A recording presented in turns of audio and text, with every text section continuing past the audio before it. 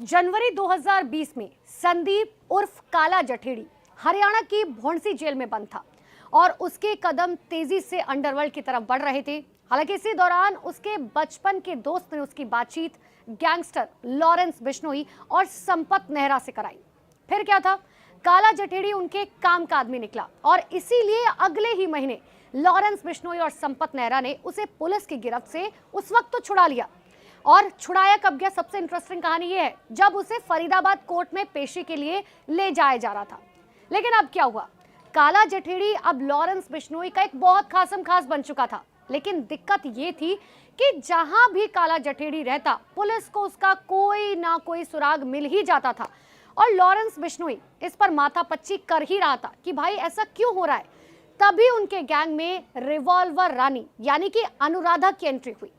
अब आपको ये भी बताते हैं कि कैसे लॉरेंस की वजह से अनुराधा और काला जठेड़ी एक दूसरे के नजदीक आए। दरअसल गैंगस्टर आनंद पाल के गैंग में रह चुकी अनुराधा बहुत तेज थी, बहुत पढ़ी लिखी थी, बहुत फराटेदार इंग्लिश बोला करती थी।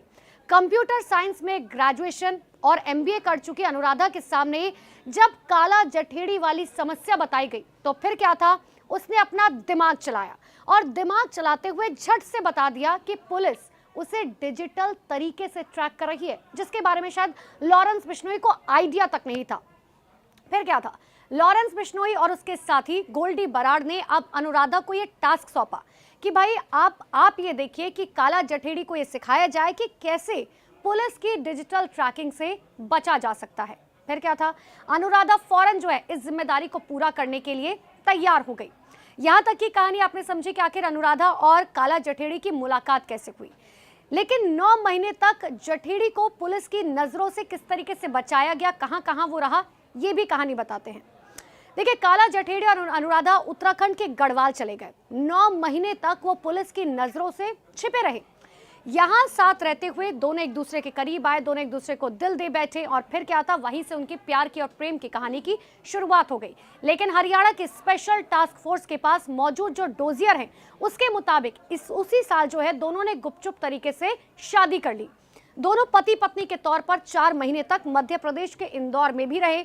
हालांकि काला जठेड़ी और अनुराधा जब उत्तराखंड से लौट रहे थे तो पुलिस ने उन्हें यूपी के सहारनपुर में धर दबोचा। हालांकि काला जठेड़ी उसके बाद से ही फिलहाल जेल में बंद है, जबकि अनुराधा की बात करें तो वो जमानत पर बाहर आ चुकी हैं। लेकिन इन सब के बीच में सबसे बड़ा सवाल ये था कि आखिर अनुराधा जो है वो कैसे रिवॉल्वर रानी बन गई। देखिए, विक्की सिंह ने अनुराधा को लॉरेंस के गैंग से जोड़ा। पुलिस जो बताती है, पुलिस के मुताबिक ये है कि गिरफ्तार होने से पहले आनंद पाल गैंग में रहते हुए अनुराधा किडनैपिंग, फिरौती जैसे कई मामलों में शामिल रही है। कई मामलों में जो है उनकी गिरफ्तारी हो चुकी है। यही नहीं, साल 2015 से 2017 के बीच जब आनंद पाल फरार था तो अनुराधा ने ही इस पूरे गैंग की कमान संभाली।